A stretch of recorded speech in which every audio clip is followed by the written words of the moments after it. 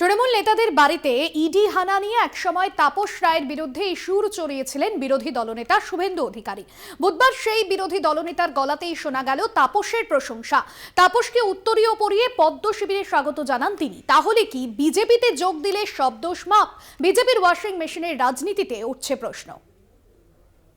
चोर का घर में ईडी का रेट तो होगा ही, चोर है।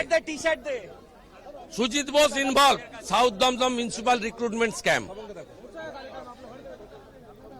His two direct relative engaged in Kamaharati municipality. Tapas Rai also involved in Boranagar municipal recruitment scam. ধীরে ধীরে যথেষ্ট শক্তিশালী হচ্ছে এই সংগঠনে পরিচ্ছন্ন ভাবমূর্তির এবং রাজনীতিতে টেস্টেড এবং ট্রাস্টেড এবং ভাস্ট এক্সপিরিয়েন্স ছাত্র রাজনীতি, কলকাতা কর্পোরেশনের এমএমআইসি কাউন্সিলর, 4 বারের এমএলএ। চলতি বছর 12ই জানুয়ারি পুরনিয়োগ দুর্নীতির তদন্তে বরানগরের বিধায়ক তাপস রায়ের বাড়িতে হানা দেয় ইডি। সেই থেকেই দলের বিরুদ্ধে দানা বাঁধতে থাকে ক্ষোভ। একাধিক অভিযোগ উগড়ে দিয়ে 23 বছরের সম্পর্কে ইতি টানেন তাপস। বুধবার আনুষ্ঠানিকভাবে বিজেপিতে যোগ দেন তাপস রায়।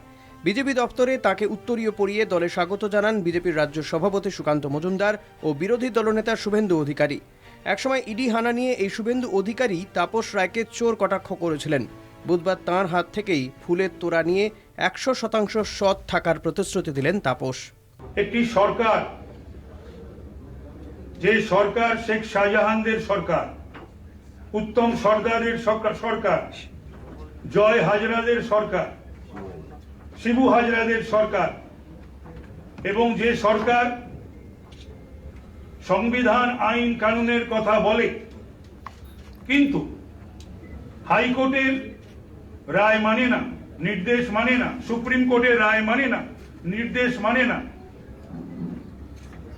পশ্চিম বাংলা থেকে এই সকল অমানবিক জলদস্যুদের যাতে আগামী দিনে আমরা সকলে মিলে যাতে শান্তির বাংলা গড়তে পারি।